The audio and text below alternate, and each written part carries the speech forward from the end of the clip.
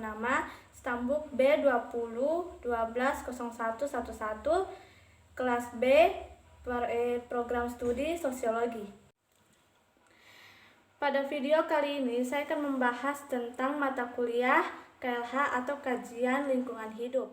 Manusia mulai memperhatikan secara serius tentang ancaman, dampak, pengaturan, dan pemanfaatan lingkungannya pada periode dasawarsa pembangunan dunia ke-1 dari tahun 1960 sampai 1970.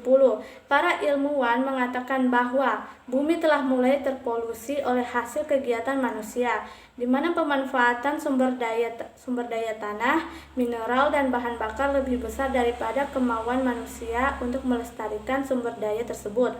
Para ahli kependudukan berpendapat bahwa pertumbuhan populasi manusia di dunia lebih cepat dari pertambahan pasokan makanan untuk manusia.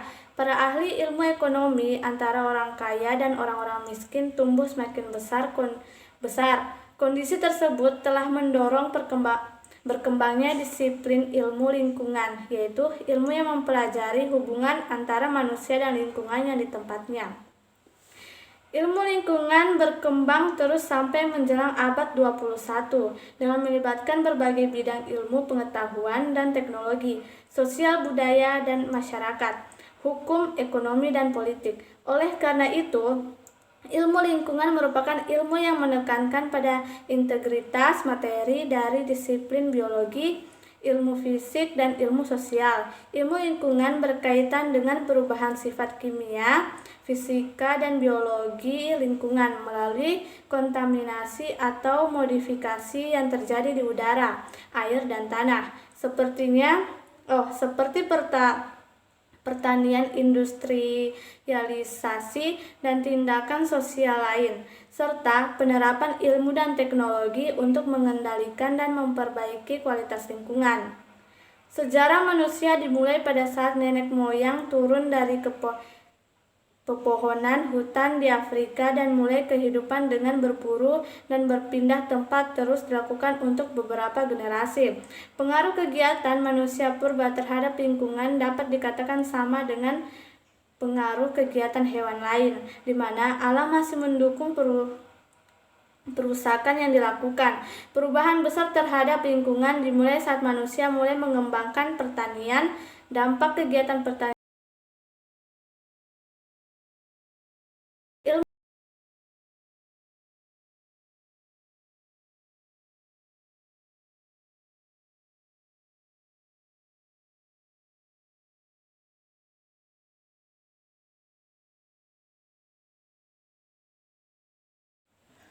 dalam Undang-Undang Nomor 32 Tahun 2009 tentang Perlindungan dan Pengelolaan Lingkungan ditegakkan konsep lingkungan sebagai berikut.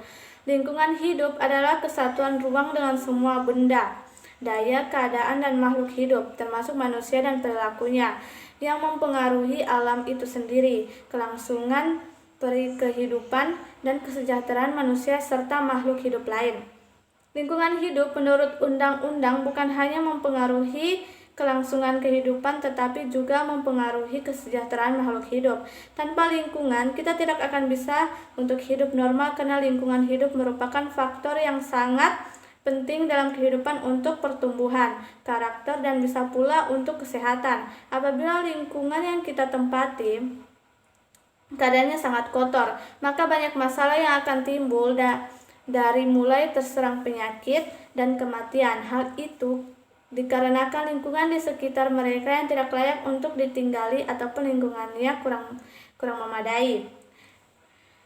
Yang kedua, konsep hubungan manusia dengan alam. Berkenaan dengan hubungan manusia dengan alam, lingkungan telah berkembang beberapa paham yang menjadi ciri pandang ilmiah pada masa tertentu. Sesuai dengan perkembangannya, telah terjadi perbedaan paham tentang kedudukan serta peranan manusia terhadap lingkungannya. A. Paham determinisme. Friedrich Ratzel, seorang ahli geografi bangsa Jerman, telah mengemukakan paham bahwa manusia dengan kehidupannya sangat bergantung kepada kondisi alam alam lingkungan. Paham ini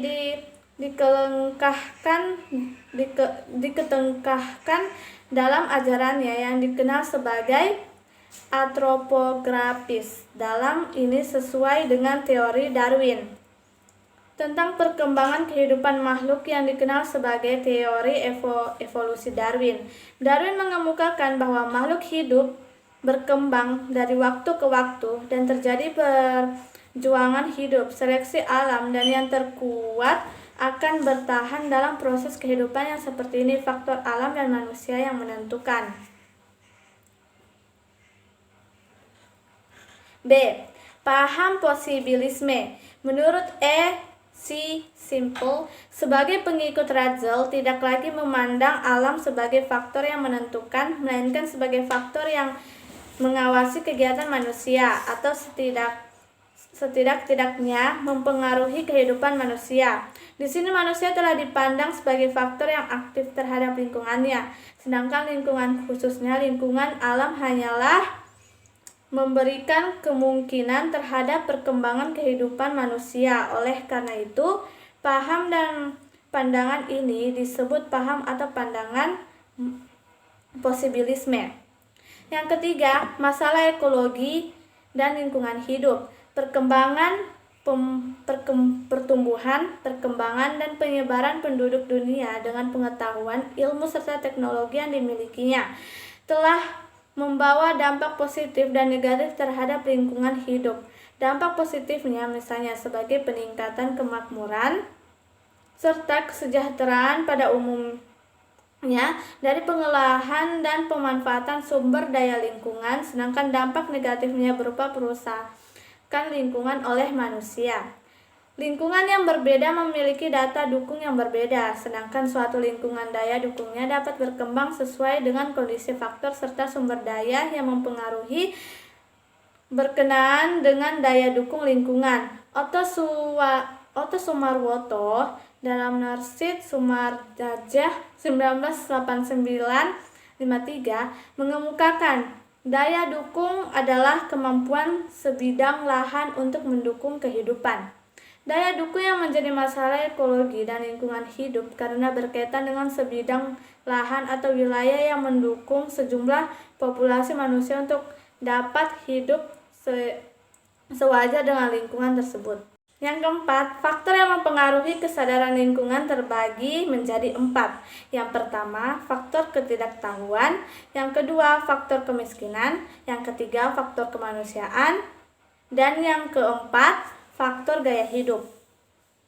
Perkembangan hukum lingkungan hidup tidak dapat dipisahkan dari gerakan sedunia untuk memberikan perhatian lebih besar pada lingkungan hidup, mengingat bahwa kenyataan lingkungan hidup telah menjadi masalah yang perlu ditanggapi dan ditanggulangi bersama demi kelangsungan hidup bumi. Pemerintah Indonesia dalam menanggapi aksi lingkungan hidup sedunia mempertimbangkan bahwa dalam mendayagunakan sumber daya alam untuk memajukan kesejahteraan umum seperti termuat dalam Undang-Undang Nomor 32 Tahun 2009 tentang Perlindungan dan Pengelolaan Lingkungan Hidup. Yang dimaksud perlindungan dan pengelolaan lingkungan hidup dalam undang-undang tersebut meliputi: yang pertama, lingkungan hidup adalah kesatuan ruang dengan semua benda, daya, keadaan, dan makhluk hidup, termasuk manusia dan perilakunya yang mempengaruhi alam itu sendiri. Yang kedua, perlindungan dan pengelolaan lingkungan hidup adalah upaya sistematis dan terpadu yang dilakukan untuk melestarikan fungsi lingkungan hidup dan mencegah terjadinya pencemaran dan atau kerusakan lingkungan hidup yang meliputi perencanaan, pemanfaatan, pengendalian, pemeliharaan, pengawasan, dan penegakan hukum. Yang ketiga, pembangunan berkelanjutan adalah upaya sadar dan terencana yang memadukan aspek lingkungan hidup, sosial, dan ekonomi ke dalam strategi pembangunan untuk menjamin keutuhan lingkungan hidup serta keselamatan, kemampuan, kesejahteraan, dan mutu hidup generasi masa kini dan generasi masa depan. Yang keempat, rencana perlindungan dan pengelolaan lingkungan hidup yang selanjutnya disingkat RPPLH adalah perencanaan tertulis yang memuat potensi masalah lingkungan hidup serta upaya pelindungan dan pengelolaannya dalam kurun waktu tertentu. Yang kelima, ekosistem adalah tatanan unsur lingkungan hidup yang merupakan kesatuan utuh menyeluruh dan saling mempengaruhi dalam membentuk keseimbangan, stabilitas, dan produktivitas lingkungan hidup. Yang keenam, pelestarian fungsi lingkungan hidup adalah rangkaian upaya untuk memelihara kelangsungan daya dukung dan daya tampung lingkungan hidup. Yang ketujuh, daya dukung lingkungan hidup adalah kemampuan lingkungan hidup untuk mendukung kehidupan manusia, makhluk hidup lain, dan keseimbangan antar keduanya. Yang kedelapan, daya tampung lingkungan hidup adalah kemampuan lingkungan hidup untuk menyerap zat, energi, dan atau komponen lain yang masuk atau dimasukkan ke dalamnya. Yang kesembilan, sumber daya alam adalah unsur lingkungan hidup yang terdiri atas sumber daya hayati dan non-hayati yang secara keseluruhan membentuk kesatuan ekosistem. Yang kesepuluh, kajian lingkungan hidup strategis yang selanjutnya disingkat KLHS adalah rangkaian analisis yang sistematis, menyeluruh, dan partisipatif untuk memastikan bahwa prinsip pembangunan berkelanjutan telah menjadi dasar dan terintegrasi dalam pembangunan suatu wilayah dan atau kebijakan, rencana, dan atau program. Sekian itulah pembahasan singkat dari saya tentang mata kuliah KLH atau Kajian Lingkungan Hidup. Semoga bermanfaat. Saya akhiri. Wassalamualaikum